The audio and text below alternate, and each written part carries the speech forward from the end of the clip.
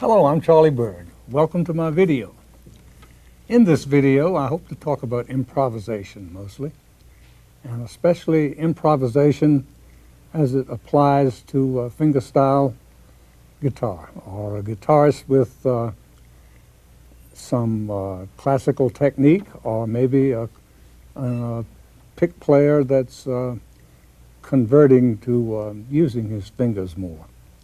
And I'll try to show you some of the things that I've found that work on this instrument.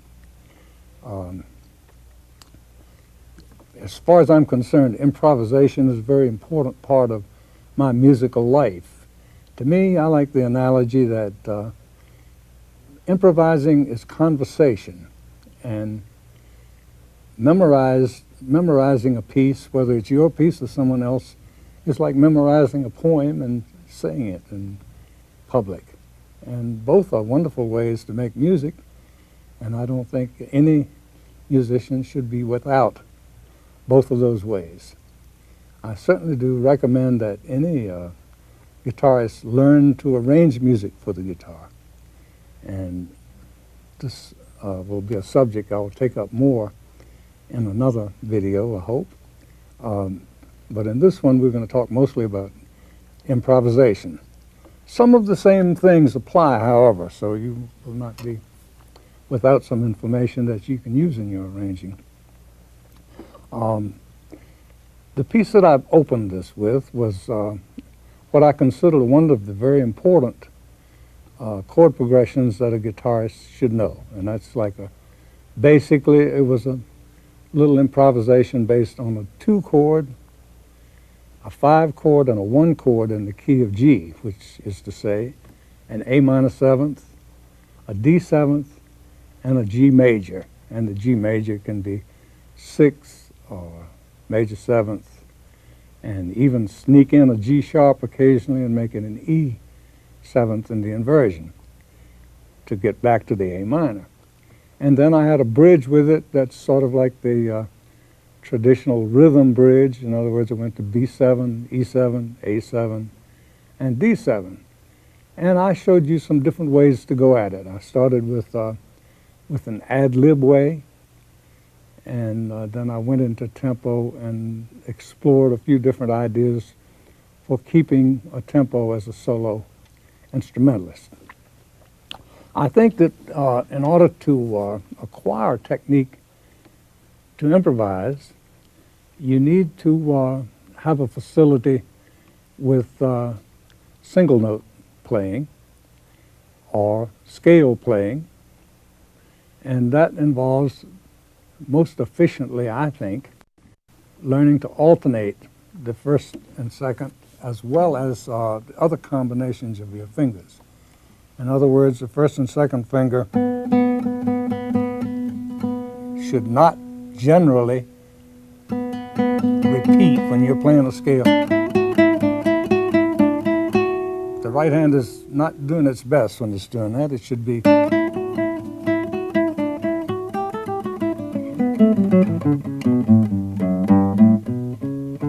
That's the way that the master classical guitarists do it, and I think that's the way that it's done most effectively. The other technique is the arpeggio, which is one string at a time across the strings.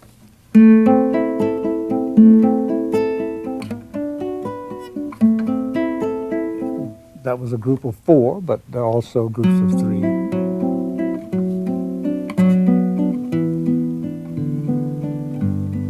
There are 2 pieces of literature that I think you could have in your library that would help you in these 2 endeavors.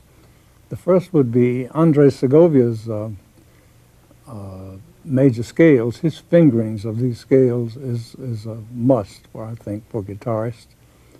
There are many ways to finger any scale, but Segovia's way has a wonderful logical place for all the shifts, and he shows you the various right-hand fingerings that you should use, and he goes through all 24 keys, that is, major and minor, in all 12 key signatures. For the arpeggios, I could recommend 120 short arpeggio studies by Mario Giuliani. And these are very basic things. The little arpeggios that go like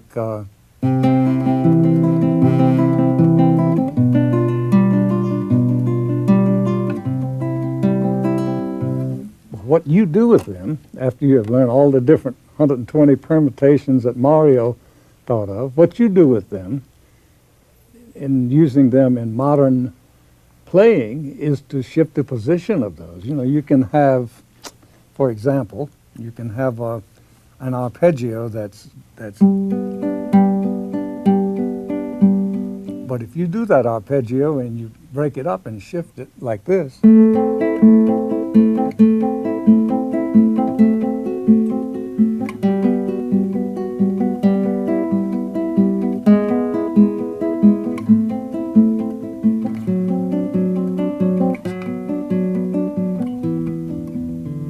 much more interesting, makes a much more interesting melodic pattern. And the arpeggio is what comes very natural to the guitar. If you just, that's an arpeggio. So the guitar plays arpeggios very easily in either direction. So I think it's something that a guitarist should not neglect. The scale idea is that's the hard part of guitar technique, and every guitarist needs to spend some time on that, I think, because it is the hardest part. It's the unnatural thing for the guitar because of the way the guitar is tuned with the in fourths except for one, so that makes our scales come out in much more erratic positions than they do for other instruments, and it's valuable for guitarists to spend some time and learn all of these little idiosyncrasies of the way a scale has to be played on the guitar and use that to your advantage rather than being a victim of it and not being able to get over it quickly. The best guitarists are able to use the way the scale forms on the guitar and make good musical sense out of it. I'm going to break down some of the progressions I was using in the first piece at this point and show you some of the things that I think it would be valuable for you to master. For instance, the progression that I was using, which is a 2-5-1 progression, starting on A minor, going to D7th, and then to some form of a G major. You should be able to play that anywhere on the guitar. And for instance, to start at one of the highest places you could do it, the A minor 7th would be like that, and then the D7th, A minor 7th again,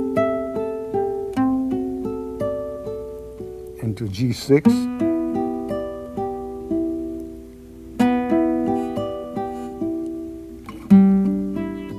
then A minor 7th again, D minor 7th, G minor 7th, G minor 6th, A minor 6th, D7th,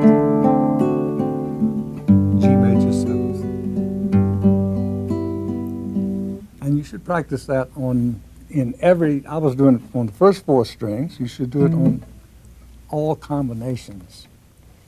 And you should be able to play 7th chords. And when I say 7th chords, what I mean is a 4-note chord. A 4-note chord, and you can play, mostly try to play them complete, but you can leave out notes, especially in an improvisation you can.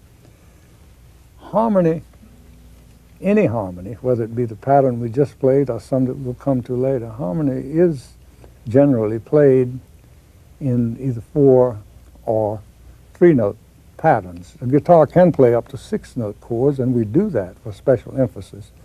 But you don't think in terms of 6-part harmony on the guitar. You think in terms of 3-part harmony or 4-part harmony, or even 2-part harmony, and thirds or thirds with one double. All of these are very important parts of the harmony that we'll be coming back to later. Continuing with the idea of the 2-7, 5-7, 1 progression that we were in, I'd like to show you a little bit of how to treat the final bar, a couple of options on how to get back in to the first part of the pattern. In other words, we have an A minor, and we have a D7th, and we have a G. And now we're going back to the A minor, and there are a couple of ways to do that. Now the first way, one of the best ways, is to chromaticize this progression a little bit and go A minor, D7, G, and then a G sharp in the bass. Makes that an E7th with a G sharp in the bass, and then back to the A minor and D7 and the G. And another way to do it would be to go to the B flat minor 7th. In other words, the G major 7th is very much like the B minor 7th, half step down, and another half step, and you're at the A minor. That can also be played here. Or, in other words, you could go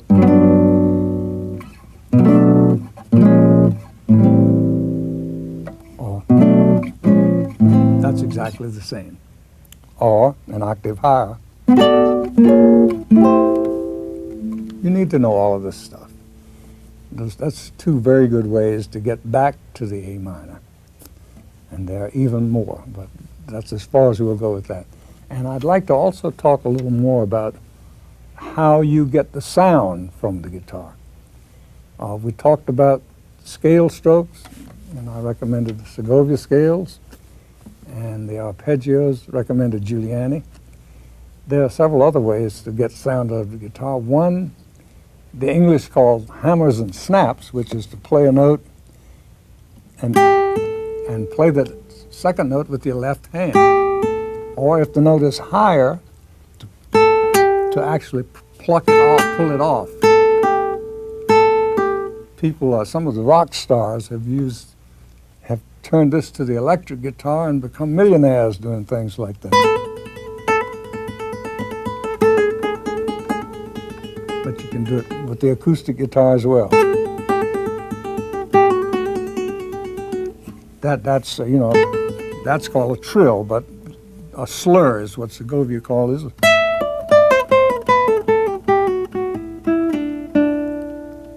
Calls that. The simplest slur exercise is this one. You start and do a chromatic.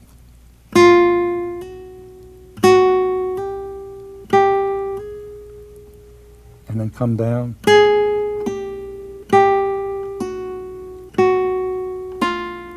That's the simplest one. My favorite for the guitarist who is accomplished and knows how to play already, my favorite is to use a scale for that purpose. Let's think in terms of a D scale, a D chord here. A D scale, but we're starting on A. In other words, we go. You notice I didn't slur between the strings. On some situation, some circumstances, you can do that, but I'm plucking those that I have to.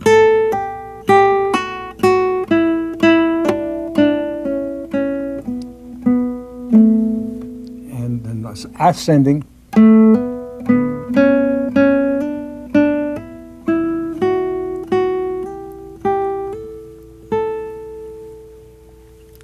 Up and down, and you should do that all over the place.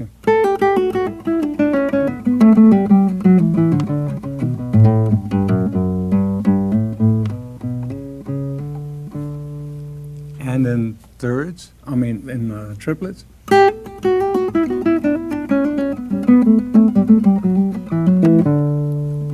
Etc. There are a million little exercises that you can make up. I love to practice, and I love to make up exercises to practice. That's one of the joys of playing the guitar for me. I work out my problems, and I get my fingers to work better by inventing little exercises of my own. And any of these suggestions that I make to you should be understood as a starting point for you to invent your own exercise. For example, the piece that I played in the key of G, you should play in every key, or at least in the major keys that you use when you play the guitar. You should certainly do it in the key of that 2-5-1 progression. You should certainly practice it in the key of G and D, C and F, and perhaps B flat as well. The other way of getting the sound from the guitar that I want to discuss a little bit before we go further is the rascato, or the strum. Now I have, the most useful strum I have is something that I'd learned from my pick playing days, and it's not something that the classical guitarist uses very often, and that is straight up and down with the finger, using the finger, my index finger. I use sometimes others, but the index finger as a pick, as I would a pick, and I use that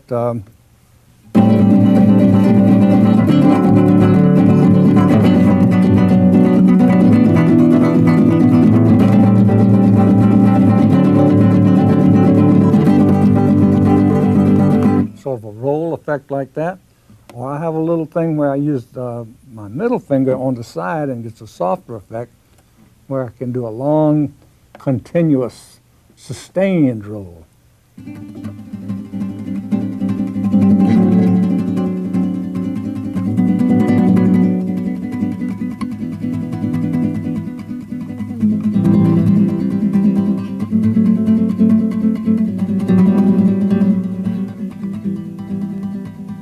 Very effective. It's not unlike the whole violin section does a tremolo with their bows, and it's particularly good for accompanying other people. It sounds very good behind other instruments soloing, and it does give the guitar the opportunity to get a very sustained effect that it isn't ordinarily able to do over long 4, 8, 16 bar phrases. Other uses of this same strum, and this I recommend to pick players very much, is to use it in order to play accents. In other words, you use your up and down stroke in order to put the accent in a particular place in the bar. I'm going to show you an illustration, a one bar thing first, as it's found in the bossa nova, the one bar, with the accents on the downbeat and on the upbeat of 2 and on the 4th beat. And that's very easily accomplished this way because that is really dividing the 8 parts that you get when you divide a bar into 8th notes into a 3, and a 2. In other words, a 3 is down, up, down, and a 2 is down, up. So if you go, that's 2 3s and a 2, which totals 8. And if that downbeat gives you that accent every time.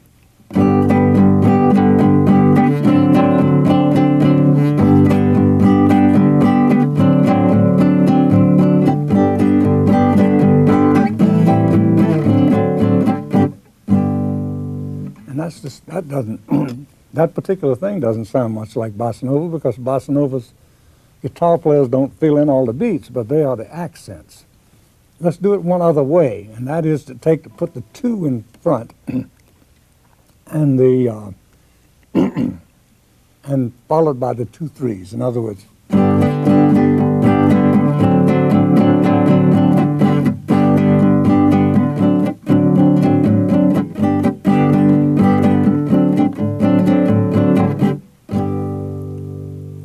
I'm going to illustrate a 2-bar pattern, the first bar being 3 3 2, and the second bar being 2 3 3, and it'll sound something like this.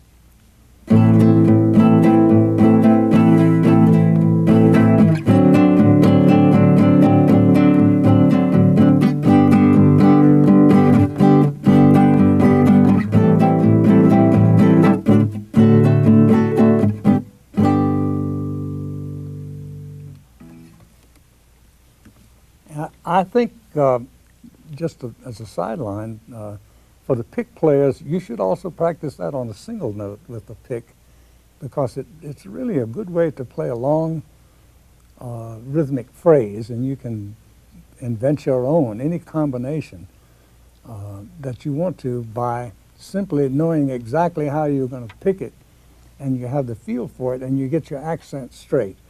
So many pick guitar players of my generation did up and down strokes religiously, and they tried to learn how to play the strong accent with an upstroke and things like that. But this very old-fashioned way puts the rhythm straight. It makes it just the way you want it without even thinking about it. Just a little more talk about the rascato. I've found in my early days, I tried to dabble in flamenco a little bit, and I learned a few of the flamenco guitarist tricks, and I found that I can use some of these tricks in my playing, especially for a strong roll effect and things like that. I have this little thing that Carlos Ramos showed me,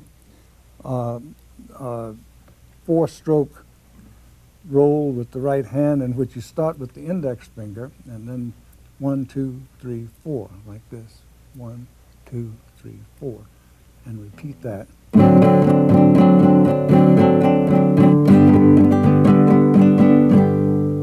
Or doing it faster. And this is something it's not something you use in every jazz piece, but I'm able to use it.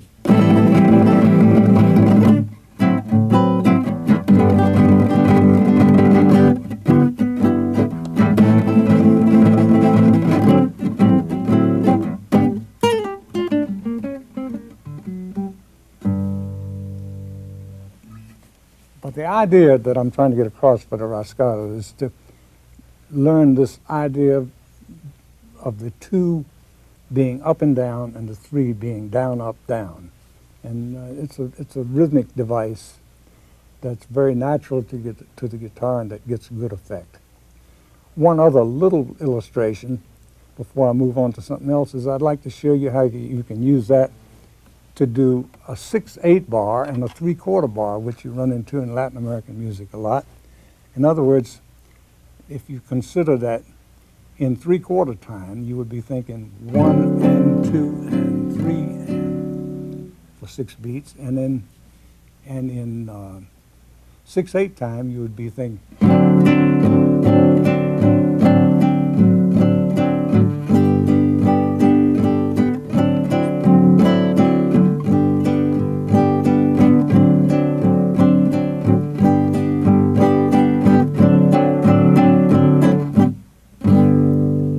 By how you strum that with your right hand, you make that a perfectly easy thing to do. I'm going to move on next, and I'm going to start a new segment of this video by playing some blues in the key of A.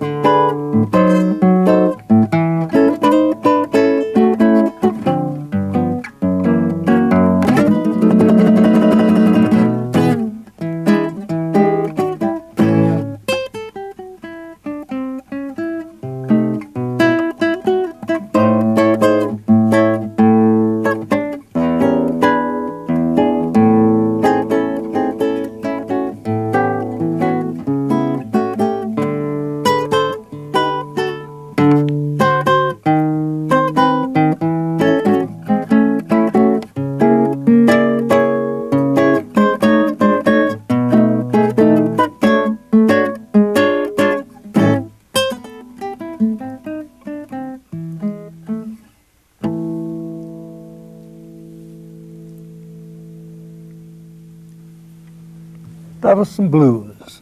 The blues is the mother lode of popular music. I used to say in this country, but it's worldwide.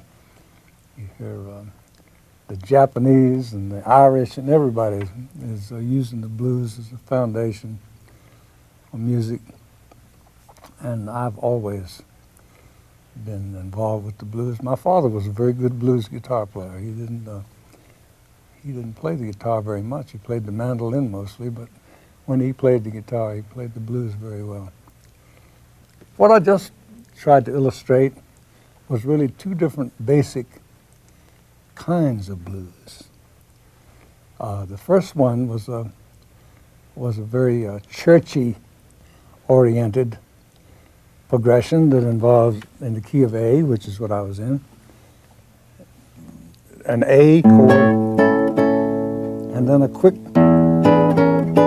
dominant, and then an A7, a D, a D sharp diminished, back to A, F sharp 7th, D 7th, dominant 7th, E, and then A. As I was improvising, I worked my way into the more conventional contemporary blues, which is when you start on the A to the D,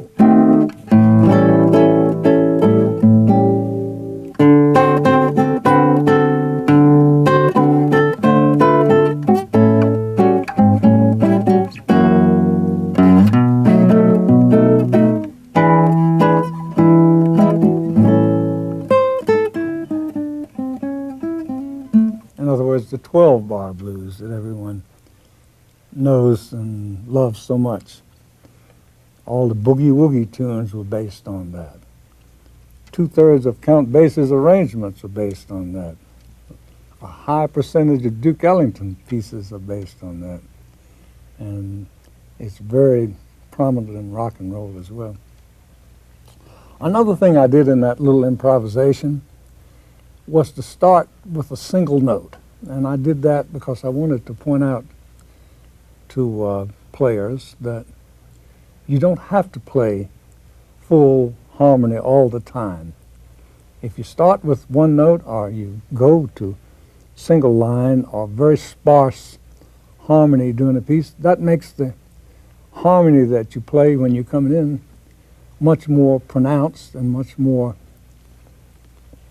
effective to the person that's hearing it. And that's what we are here to do, and that is to make our music effective and make it entertaining to the people that hear us and to ourselves who are playing it as well.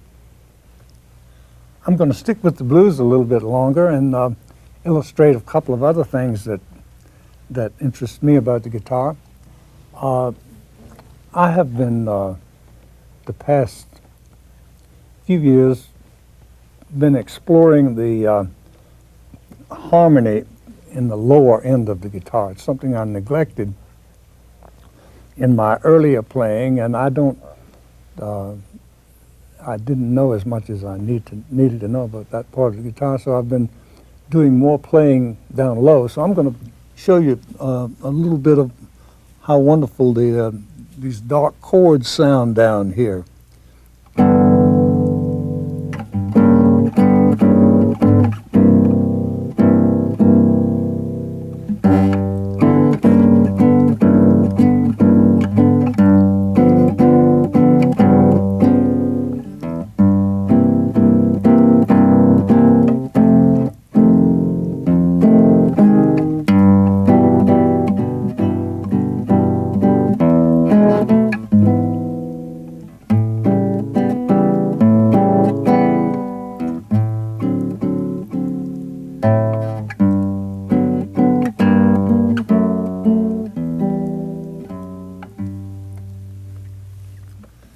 That to me is it's a new experience for me, and I certainly recommend that you give that some thought. Another aspect of those chords, whether I'm playing them down there or not, is I have tried to work out chord progressions that have a tenth between the root of the chord and the melody. In other words, this idea. If you'd like to harmonize a scale, for example, in the key of G that I was just in, using all seventh chords. Let's just do that just for fun. And this would be like G major seventh, C minor seventh, D minor seventh, C major seventh, D seventh, E minor seventh, the half diminished, which is on the seventh step, and the G major seventh again, and then keep inverting it. C major seventh, D seventh, and resolve that to G major seventh. Those are all the seventh chords as they occur in the major key with no alterations. Now descending, I like to do this little exercise, which is using these same chords but in a progression that goes by fourths. In other words, start with the G major seventh, and in the closest place that you can possibly get it, go to a C major seventh. And you could go to the root position, but I'm not going to do that. I'm going to go to everything by step. In other words, this is G major seventh, going to a C major seventh, and the fourth step away is the F sharp half diminished, and that goes to B minor seventh, E minor seventh, A minor seventh, D seventh, G major seventh, C minor seventh, F sharp half diminished, B minor seventh, E minor seventh, A minor seventh, D seventh, G major seventh, C major seventh, D half diminished, B minor seventh, E minor seventh, A minor seventh, D seventh, G major seventh, C minor seventh, half diminished, and B minor seventh. And that's the lowest chord you can play on the guitar. That's a very nice sounding progression. And the wonderful thing about that is that it doesn't change key, and you can use segments of that. You know, you can break that up into 3 chord progressions or 4 chord progressions. Another harmonic aspect that I shouldn't leave undone, and I'll do a little blues using this one too, is one that was so wonderfully explored by Wes Montgomery. That's the octave. Now the octave for a finger player is a little bit different idea, because we can actually strum the octaves, play them simultaneously, whereas Wes did it with a pick over the other string, and it got a very nice little broken effect there. But the beauty of the octave is that if you're playing with other people, the octave doesn't spell out any harmony of its own. So using an octave in your line allows the bass player or the piano player, whoever is playing with you, to express any kind of harmony without coming in conflict with it. Now, the fingering of octaves on the fingerstyle, you can use the octave that is 2 strings apart like this, whereas with a pick, you need to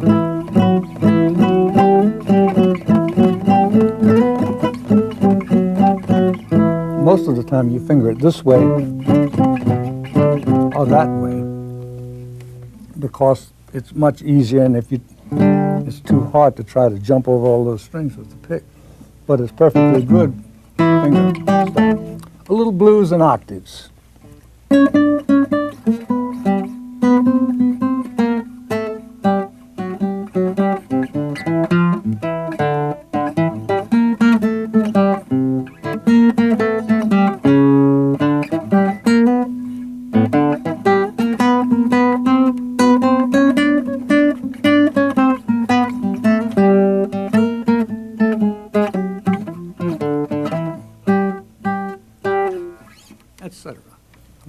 to do that in all keys. One more harmonic device that I want to talk about, and this is I'm going to talk about in connection with the bossa nova, which I'm going to illustrate in the next segment. This is the idea of using three-part harmony against the pedal. In Latin music, you use this sort of vamp, one chord or even two chord idea a lot of times for the improvisation. You hear them play the tune, and then we'll go into a one chord idea and vamp and play that for 30 minutes if you feel like it. What I'd like to interest you in is using the guitar in an open position so that you can have an open string to play the harmony against, and an occasional change of bass note, and using triads against that foundation. Now, what this progression involves a G scale, but a D minor is predominantly a D minor chord with an occasional reference to a G7th.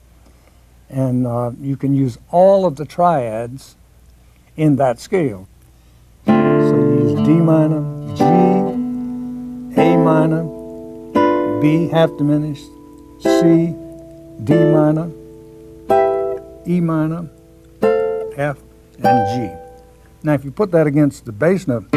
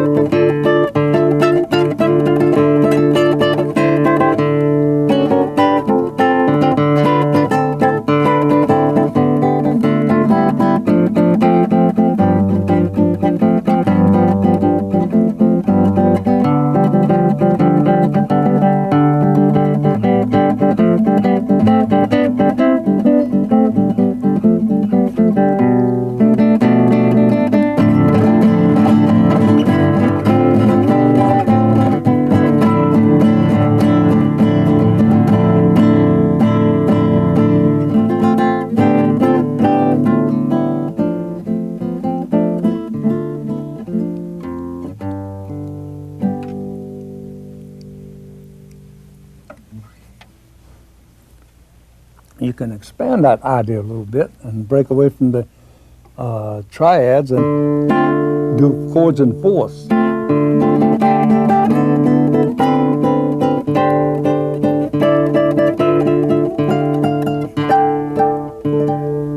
I think the trick is to stay within the scale. Avoid those chromatic notes when you're doing that kind of thing, because that's like, it becomes playing tennis without a net.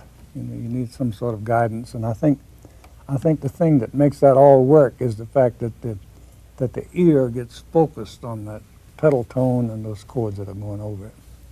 Let's talk about the bossa nova a little bit. Everything I know about the bossa nova I learned from Lorendo Almeida and from listening to João Gilberto. I think João Gilberto comps behind bossa nova better than anybody, and he's not a virtuoso guitarist in many ways, but he does that impeccably. No one ever did it better than him. And his rhythm is basically very simple that he does with his right hand. He generally plays seventh chords. He doesn't always alternate the bass. Sometimes he plays the same bass note repeated. As a matter of fact, I would say more often than not he does. And the fingers, the chord part, in addition to the bass, is following the same pattern that I talked about earlier. In other words, if you think of the rhythm of the 16 beats in a two-bar phrase, 16 eighth notes covering 2 bars, if you think of dividing those 16 beats into anything but 4 even ones, you know, because if you just played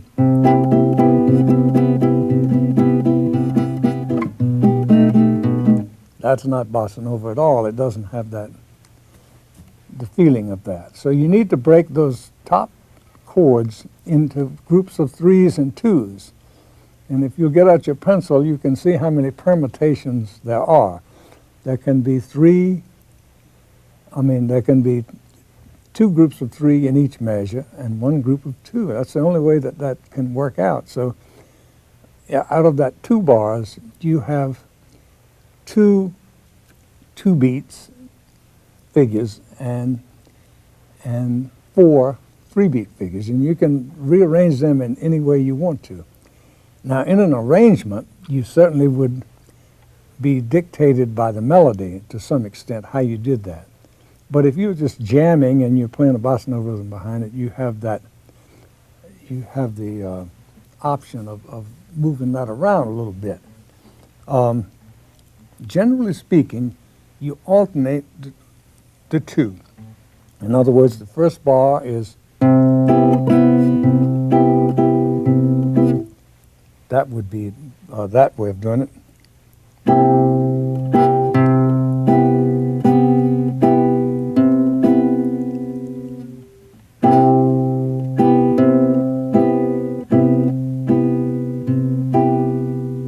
Once again.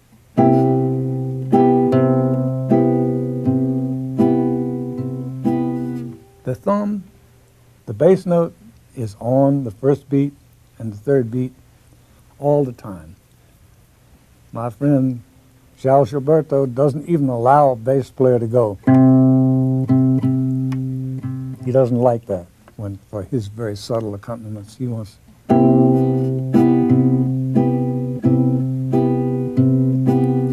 to speed it up a little bit and to play a progression with it.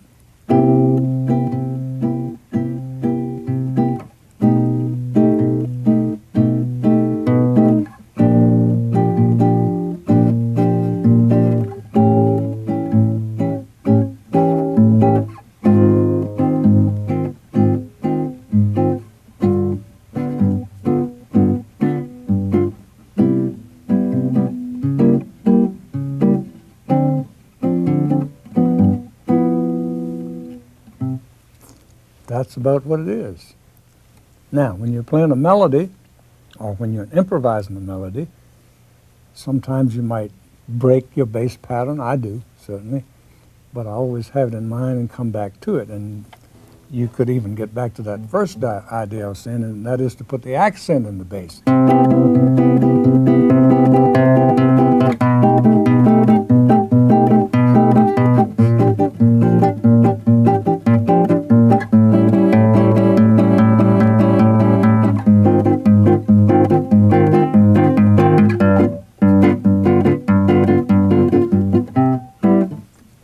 That, with any combination of rest, is pretty much how you comp to the bossa nova. You can also do the strum as I was doing before.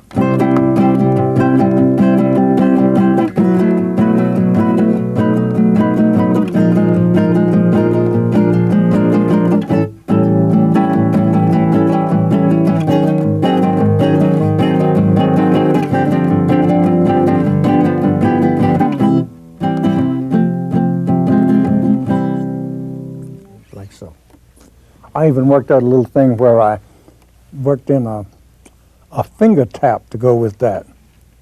Let me see if I can think of that.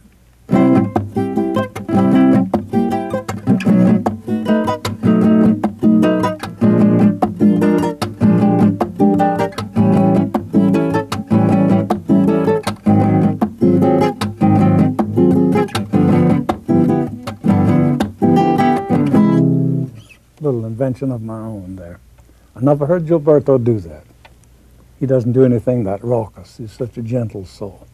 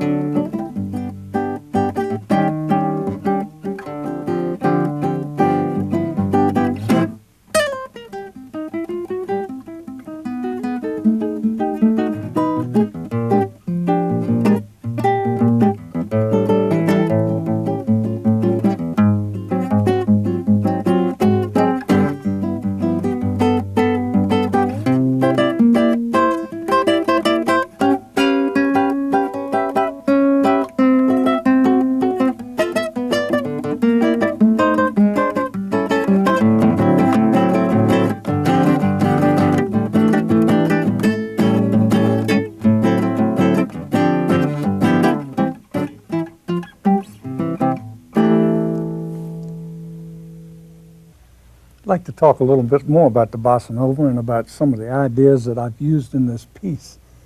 I'm sure that you guitarists noticed that this piece is based on a chromatic chord progression in the key of C, and it started on a C and then went to a B, more or less a B seventh. They could all be sevenths. In this progression, they could all be sevenths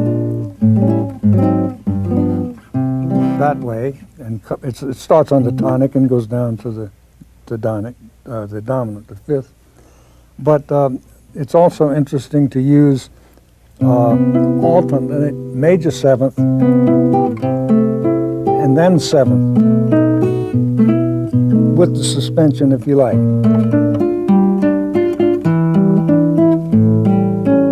Major seventh, sixth, suspension to the seventh. I think that makes it a little more sophisticated, and it makes it a little more musical than just a straight Hawaiian guitar sort of progression that comes down in half steps. And the other thing that I tried to do in that piece was to have the melody that I played in the beginning there be an ascending melody so far as possible. And I started here and went up to the B there, and then, in other words, the chord's coming down, the melody's going up.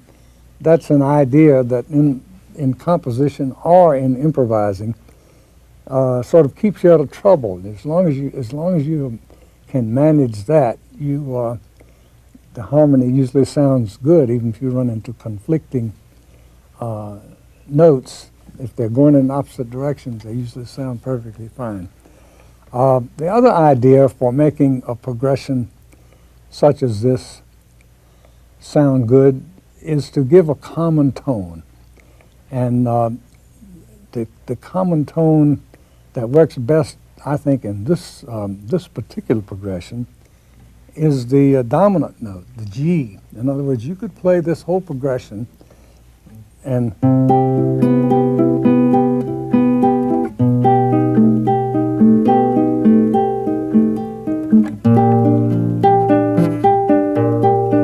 keep that G.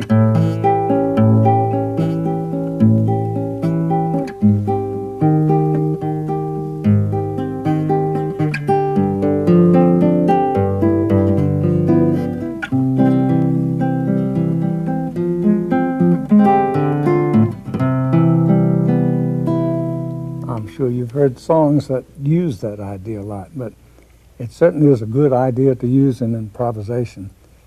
And the sixth step is another one that works very well.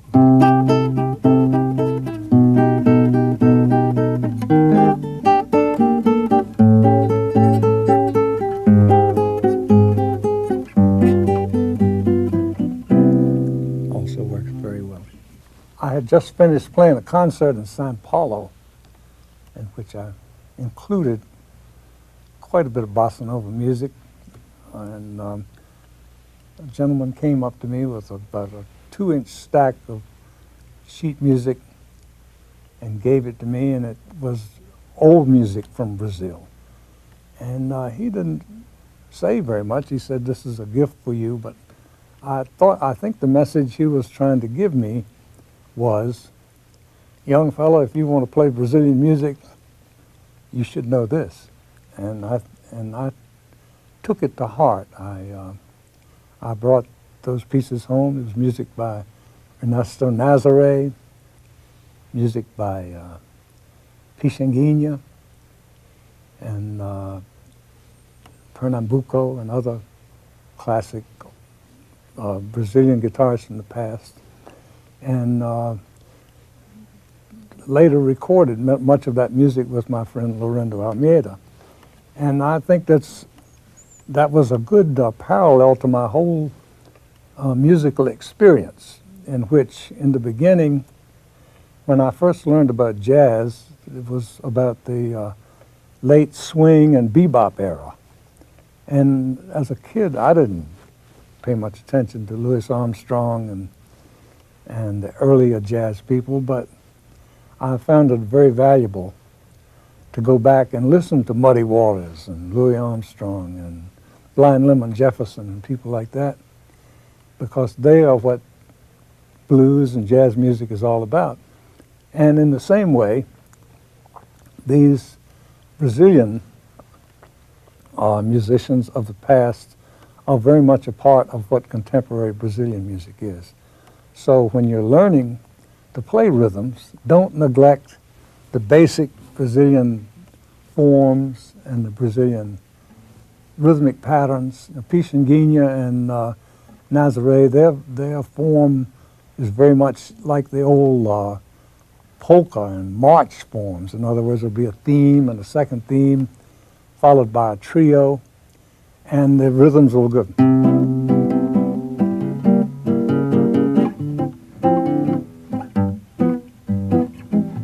Pichinguinha had very inventive and complicated bass lines. I'm not going to try to get involved in a lot of that. But go back and learn the simplest Latin forms as well as the complex new bossa nova hip ones. Next, I'd like to talk a little bit about playing harmonics on the guitar. The natural harmonics are at the octave.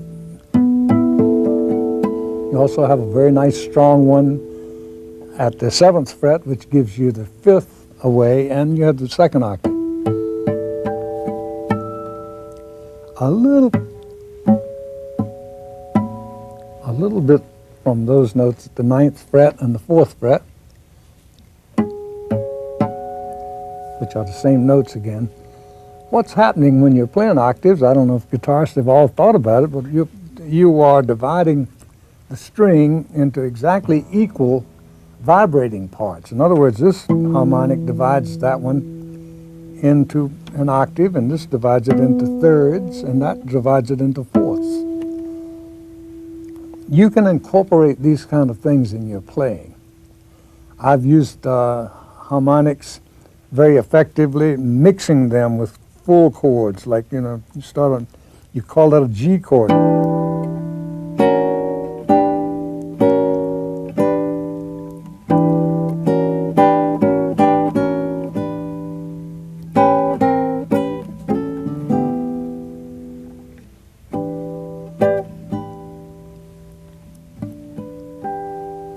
And a wonderful device, harmonic is a wonderful device for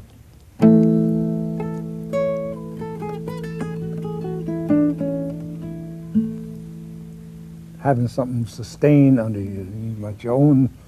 You have your own violin section playing something behind you as you play it. That wonderful use of harmonics that way. No, on the acoustic guitar, no harmonic lasts and rings as well as the natural ones.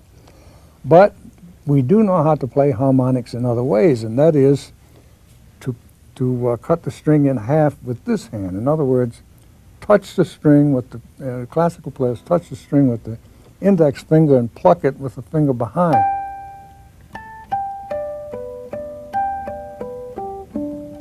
That allows you to play a harmonic on any note melodically.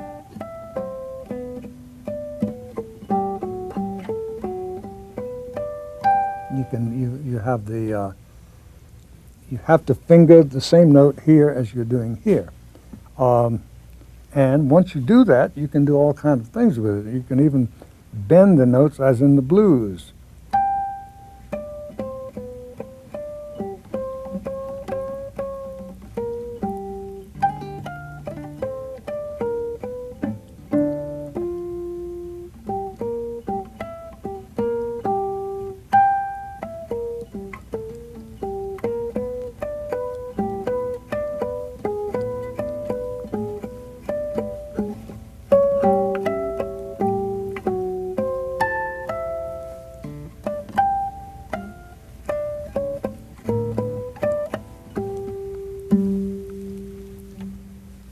Very good use of the harmonic, and with a little practice, you can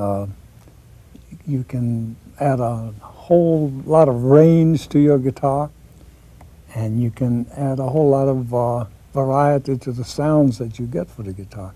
You can also use a double octave. I didn't point that out because that's very treacherous, but it can be done.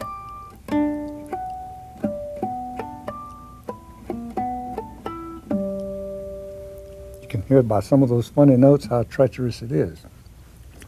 The other possibility, one of the other possibilities, is to combine the natural notes with the harmonic notes. And this is something that Segovia did very well in some of his transcriptions.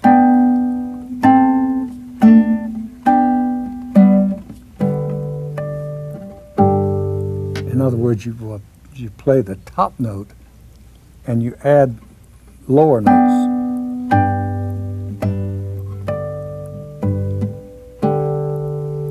And you make the chord fuller that way. That's a possibility. You can also combine harmonics and regular notes in a melodic fashion. In other words, you could play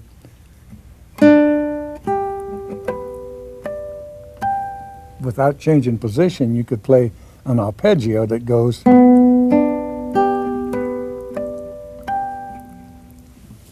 like that. Harmonics is not something that's very difficult to do on the guitar, but it does require a little practice to get them headed in the right direction and to get your confidence built up so that you can use them, especially in improvising, because you have to use so many parts of your body. You have to use your eyes and both hands in order to make just one harmonic note. I'd like to talk a little bit about parallel harmony on the guitar, which is a natural and easy thing to do and can be very effective, used sparingly, I think.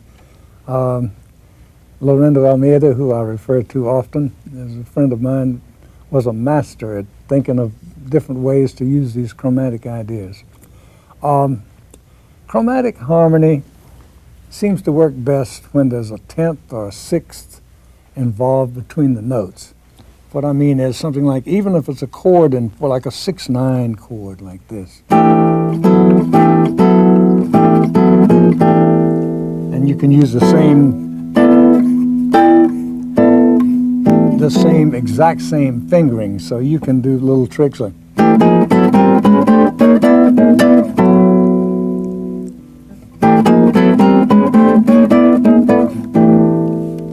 sounds like pretty good harmony for a while. You can also do it with this kind of chord, like a 6 chord.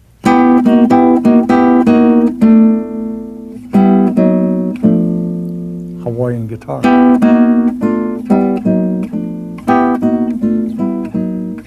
But it sounds perfectly acceptable, and you can do some very nice things.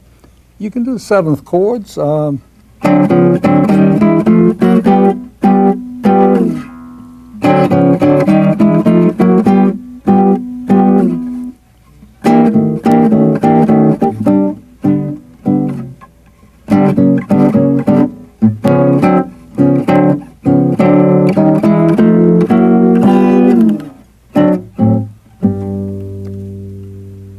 Things like that.